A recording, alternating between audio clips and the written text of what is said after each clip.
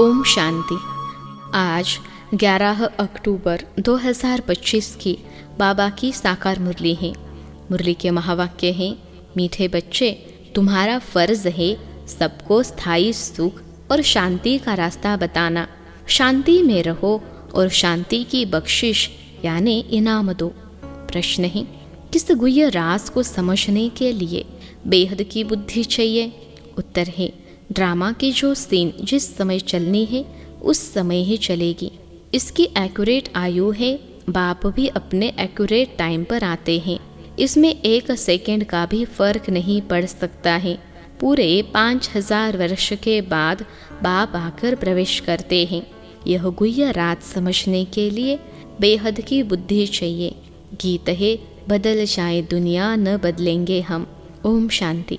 रूहानी बच्चों प्रति रूहानी बाप बैठ समझाते हैं, बच्चों को रास्ता बताते हैं शांति धाम और सुख धाम का।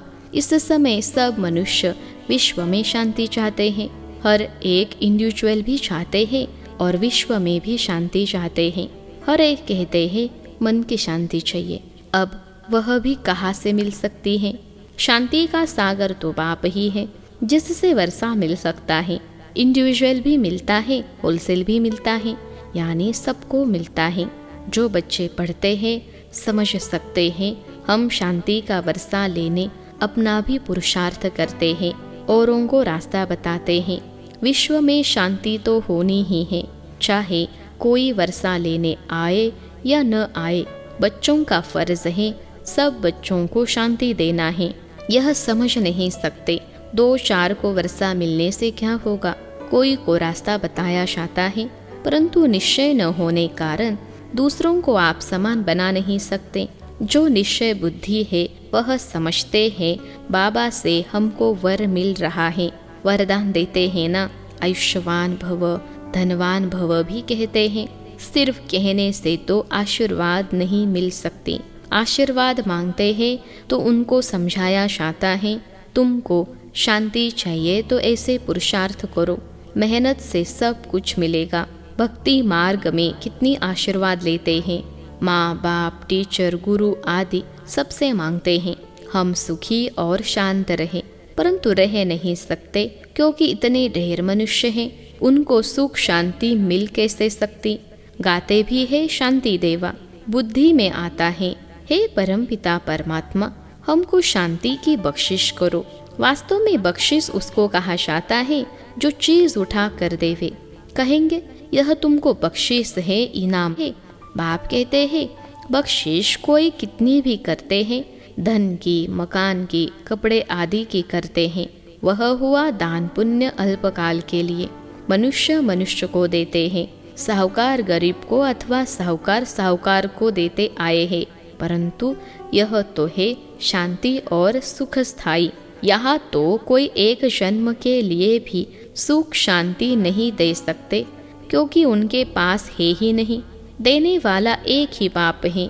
उनको सुख शांति पवित्रता का सागर कहा जाता है। ऊंचते ऊंच भगवान की ही महिमा गाई जाती है। समझते हैं उनसे ही शांति मिलेगी। फिर वह साधु संत आदि पास जाते हैं, क्योंकि भक्ति मार्ग है ना, तो फेरा फिराते रहते हैं। वह सब है अल्पकाल के लिए पुरुषार्थ। तुम बच्चों का अभी वह सब बंद हो जाता है। तुम लिखते भी हो बेहद के बाप से 100% पवित्रता सुख शांति का वर्षा पा सकते हो। यहाँ 100% अपवित्रता दुख अशांति है, परंतु मनुष्य समझते नहीं। कहते ऋषि मुनि आदि तो पवित्र हैं, परंतु पैदाइश तो फिर भी विष से होती है ना। मूल बात ही यह है, रावण राज्य में पवित्रता हो न सके।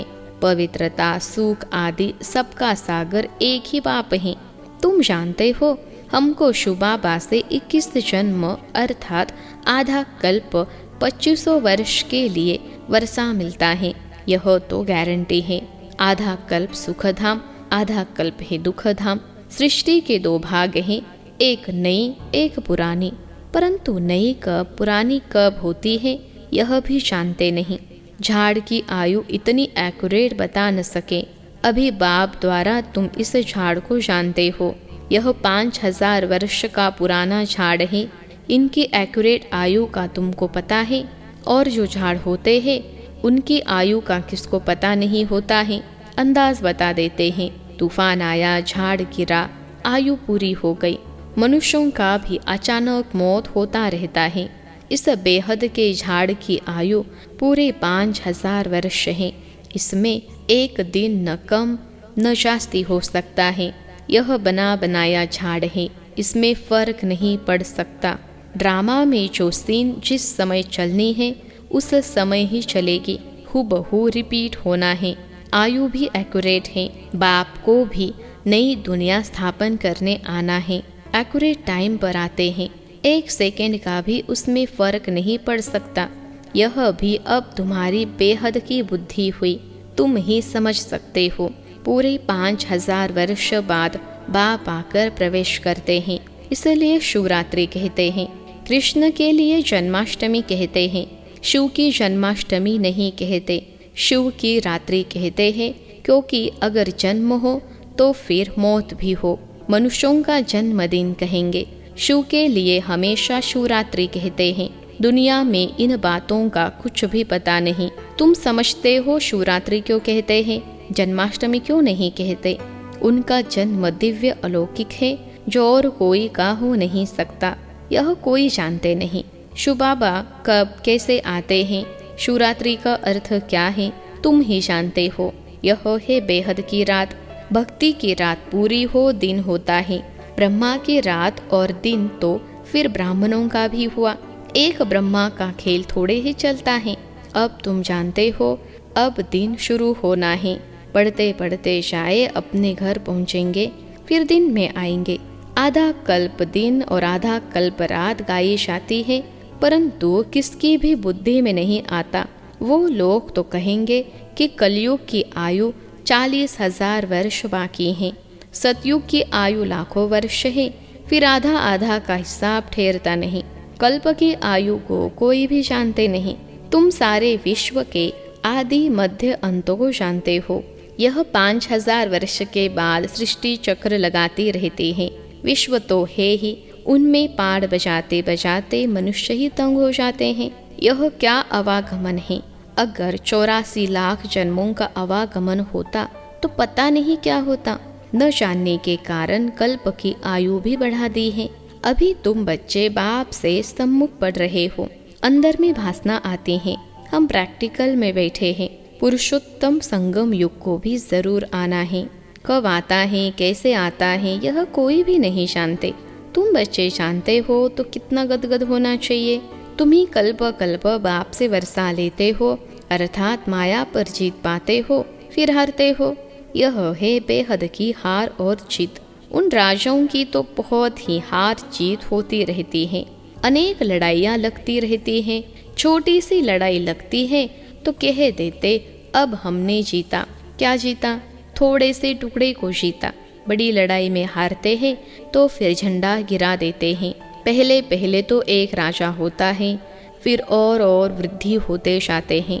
पहले पहले इन लक्ष्मी नारायण का राज्य था, फिर और राजा आने शुरू हुए, जैसे पोप का दिखाते हैं। पहले एक था, फिर नंबरवार और पोप भी बैठते गए। किसकी मृत्यु का तो ठिकाना ही नहीं है ना। तुम बच्चे जानते हो, हमको बाबा अमर बना रहे हैं, अमरपुरी का मालिक बना रहे हैं। कितनी खुशी होनी चाहिए। यह है मृत्युलोक, वह है अमरलोक। इन बातों को नया कोई समझ न सके, उनको मजा नहीं आएगा जितना पुरानों को आएगा। दिन प्रतिदिन वृद्धि को पाते रहते हैं। निश्चय पक्का हो जाता है। इसमें सहनशीलता भी बहुत होनी चाहिए। यह तो आसुरी दुनिया है, दुख देने में देरी नहीं करते। तुम्हारी आत्मा कहती है हम अभी बाबा के श्रीमत पर चल रहे हैं। हम संगम युग पर हैं, बाकी सब कलयुग में हैं। हम अभी पुरुषोत्तम बन रहे हैं। पुरुषों में उत्तम पुरुष पढ़ाई से ही बनते हैं, पढ़ाई से ही चीफ जस्टिस आदि बनते हैं ना। तुमको बाप पढ़ाते हैं, इस पढ़ाई से ही अपने पुरुषार्थ अनुसार पद पाते हो। जितना जो पढ़ेंगे उतना ग्रेड मिलेगी। इसमें राजय की ग्रेड है, वैसे उस पढ़ाई में राजय की ग्रेड नहीं होती है। तुम जानते हो हम राजाओं का राजा बन रहे हैं, तो अंदर में कितनी खुशी होनी चाहिए। हम डबल सिरताज बहुत ऊंच बनते हैं। भगवान बाप हमको पढ़ाते हैं। कभी कोई समझ न सके कि निराकार बाप कैसे आकर पढ़ाते हैं। मनुष्य पुकारते भी हैं, हे पतित पावन, आकर हमको पावन बनाओ, फिर भी पावन बनते नहीं। बाप कहते हैं काम महाशत्रु है। तुम एक तरफ पुकारते हो कि पतित पावन आओ, अब मैं आया हूँ कहता हूँ बच्चे पतित पना छोड़ दो, तो तुम छोड़ते क्यों नहीं। ऐसे थोड़े ही बाप तुमको पावन बनाए और तुम पतित बनते रहो। ऐसे ढेर पतित बनते हैं। कोई सत्य बताते हैं, बाबा यह भूल हो गई। बाबा कहते हैं कोई भी पाप कर्म हो जाए तो फौरन बताओ। कोई सच कोई झूठ बोलते हैं, कौन पूछते हैं। मैं थोड़े ही एक एक के अंदर को बैठ जानूंगा, यह तो हो न सके। मैं आता ही हूँ सिर्फ राय देने।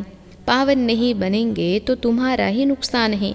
मेहनत कर पावन से फिर पतित बन जाएंगे तो की कमाई चट हो जाएगी, लज्जा आएगी। हम खुद ही पतित बन पड़े हैं, फिर दूसरे को कैसे कहेंगे कि पावन बनो। अंदर खाएगा कि हमने कितना फरमान का उल्लंघन किया। यहाँ तुम बाप से डायरेक्ट प्रतिज्ञा करते हो। जानते हो बाबा हमको सुख धाम शांति धाम का मालिक बना रहे हैं। हाजिर नाजिर हैं, हम उनके सम्मुख बैठे हैं। इनमें पहले यह नॉलेज थोड़े ही थी, न कोई गुरु ही था जिसने नॉलेज दी। अगर गुरु होता तो सिर्फ एक को ज्ञान देंगे क्या। गुरुओं के फॉलोअर्स तो बहुत होते हैं ना, एक थोड़े ही होगा। यह समझने की बातें हैं ना। सदगुरु है ही एक, वह हमको रास्ता बताते हैं, हम फिर दूसरों को बताते हैं। तुम सबको कहते हो बाप को याद करो, बस ऊंचे ते ऊंच बाप को याद करने से ही ऊंच पद मिलेगा। तुम राजाओं के राजा बनते हो, तुम्हारे पास अनगिनत धन होगा। तुम अपनी झोली भरते हो ना। तुम जानते हो बाबा हमारी झोली खूब भर रहे हैं। कहते हैं कुबेर के पास बहुत धन था, वास्तव में तुम हर एक कुबेर हो। तुमको वैकुंठ रूपी खजाना मिल जाता है। खुदा दोस्त की भी कहानी है। उनको जो पहले मिलता था उसको एक दिन के लिए बादशाही देते थे। यह सब दृष्टांत है। अल्लाह माना बाप वह अव्वल दिन रचता है, फिर साक्षात्कार हो जाता है। तुम जानते हो बरोबर हम योग बल से विश्व की बादशाही लेते हैं। अच्छा, मीठे मीठे सिखलते बच्चों प्रति माता पिता बाप दादा का याद प्यार और गुड मॉर्निंग। रूहानी बाप की रूहानी बच्चों को नमस्ते। हम रूहानी बच्चों की सिखलते रूहानी माता पिता बाप दादा को याद प्यार, गुड मॉर्निंग और नमस्ते बाबा नमस्ते। धारणा के लिए मुख्य सार। पहली पॉइंट है, इस आसुरी दुनिया में बहुत बहुत सहनशील बनकर रहना है। कोई गाली दे दुख दे तो भी सहन करना है। बाप की श्रीमत कभी नहीं छोड़नी है। दूसरी पॉइंट है, डायरेक्ट बाप ने पावन बनने का फरमान किया है, इसलिए कभी भी पतित नहीं बनना है। कभी कोई पाप हो तो छिपाना नहीं है। आज का वरदान है, एक नामी और इकोनॉमी के पाठ द्वारा हलचल में भी अचल अडोल भव। एक नामी और इकोनॉमी के पाठ द्वारा हलचल में भी अचल अडोल भव। विश्लेषण है, समय प्रमाण वायुमंडल अशांति और हलचल का बढ़ता जा रहा है। ऐसे समय पर अचल अडोल रहने के लिए बुद्धि की लाइन बहुत क्लियर होनी चाहिए। इसके लिए समय प्रमाण टचिंग और कैचिंग पावर की आवश्यकता है। इसको बढ़ाने के लिए एक नामी और इकोनॉमी वाले बनो। एक नामी और इकोनॉमी करने वाले बच्चों की लाइन क्लियर होने के कारण बाप दादा के डायरेक्शन को सहज कैच कर हलचल में भी अचल अडोल रहते हैं। आज का स्लोगन है, स्थूल सूक्ष्म कामनाओं का त्याग करो, तब किसी भी बात का सामना कर सकेंगे। स्थूल सूक्ष्म कामनाओं का त्याग करो, तब किसी भी बात का सामना कर सकेंगे। अव्यक्त इशारे, स्वयं और सर्व के प्रति मनसा द्वारा योग की शक्तियों का प्रयोग करो। अभी मनसा की क्वालिटी को बढ़ाओ तो क्वालिटी वाली आत्मा समीप आएगी। इसमें डबल सेवा है, स्व की भी और दूसरों की भी। स्व के लिए अलग मेहनत नहीं करनी पड़ेगी। प्रारब्ध प्राप्त है, ऐसी स्थिति अनुभव होगी। इस समय की श्रेष्ठ प्रारब्ध है, सदा स्वयं सर्व प्राप्तियों से संपन्न रहना, और संपन्न बनाना। अच्छा, ओम शांति।